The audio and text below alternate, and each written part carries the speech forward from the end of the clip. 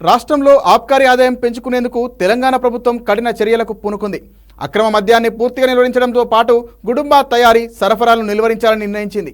మరోవైపు enforcement, task force విభాగాలతో పాటు ప్రత్యేక బృందాలతో తనిఖీలు ముమ్మరం చేసింది. రాష్ట్రంలో 2023-24 ఆర్థిక సంవత్సరంలో ఆబ్కారీ శాఖ ద్వారా ఎక్సైజ్ డ్యూటీ, వ్యాట్ల ద్వారా రాష్ట్రానికి 36,493 కోట్ల ఆదాయం వచ్చింది. ఈ ఆర్థిక ఏడాదిలో 40,000 కోట్లకు పైగా రాబడి వస్తోందని ఎక్సైజ్ శాఖ అంచనా వేస్తోంది. రాష్ట్రంలో మద్యం అమ్మకాలు పెరగడంతో రాబడులు కూడా అదే స్థాయిలో పెరిగాయి. ప్రతి నెల 2,800 నుంచి 3,000 కోట్ల వరకు ఎక్సైజ్ శాఖ నుంచి ప్రభుత్వానికి ఆదాయం వస్తుంది. ఈ నేపథ్యంలో ఇటీవల సీఎం రేవంత్ రెడ్డి ఆర్థిక వనరులు సమకూర్చే శాఖలతో సమీక్ష నిర్వహించినప్పుడు ఆబ్కారీ శాఖ నుంచి వచ్చే ఆదాయం కూడా పెరగాలని ఆదేశించారు. రాష్ట్రంలో 2,620 మద్యం దుకాణాలు, దాదాపు 1,100 వరకు బార్లు, పబ్బులు, క్లబ్లు ఉన్నాయి. వీటి ద్వారా రాష్ట్రంలో 36,000 కోట్ల రూపాయల విలువైన మద్యం అమ్మకాలు గత ఆర్థిక ఏడాదిలో జరిగినట్లు గణాంకాలు వెల్లడిస్తున్నాయి.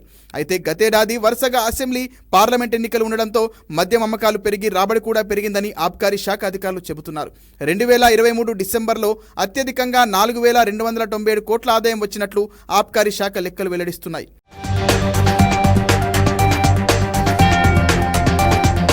ఎన్నికల ఫలితాలు వెలువడడం, నూతన సంవత్సరానికి అవసరమైన మద్యం ముందే స్టాక్ తెచ్చిపెట్టుకుపోవడంతో ఆ నెలలో రాబడి భారీగా పెరిగినట్లు ఎక్సైజ్ శాఖ అధికారులు పేర్కొంటున్నారు.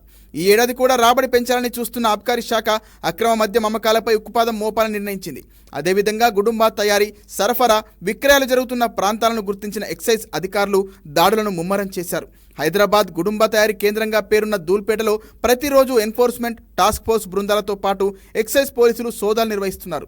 ఆబ్కారీ శాఖ డైరెక్టర్ కమల్ హాసన్ రెడ్డి ఆదేశాలతో రాష్ట్ర వ్యాప్తంగా డిప్యూటీ కమిషనర్ స్థాయి నుంచి కింది స్థాయి కానిస్టేబుల్ వరకు అంతా తనిఖీల్లో పాల్గొంటున్నారు. సాధారణంగా మద్యం అమ్మకాలపై విధించే వ్యాట్ ద్వారా ప్రతి నెల సగటున 1,250 నుంచి 1,300 కోట్ల రూపాయల వరకు రాబడి పెరిగింది. ఏప్రిల్లో 1,580 కోట్ల 43 లక్షలు, మే నెలలో 1,740 కోట్ల 80 లక్షల లెక్కన వ్యాట్ ఆదాయం వచ్చినట్లు కాగ్ నివేదికలు స్పష్టం చేస్తున్నాయి. ఈ 2 నెలల్లో వచ్చిన వ్యాట్ రాబడి మద్యం అమ్మకాలు భారీగా పెరుగుతున్న విషయాన్ని స్పష్టం చేస్తోంది. ఈవెంట్లకు అనుమతులు ఇచ్చినప్పుడు తెలంగాణ మద్యాన్ని వాడుకుంటూ మిగిలినదంతా బయట రాష్ట్రాల నుంచి తెచ్చిన అక్రమ మద్యాన్ని వాడుతున్నట్లు ఆబ్కారీ శాఖ దృష్టికి రావడంతో తనిఖీలు ముమ్మరం చేసింది.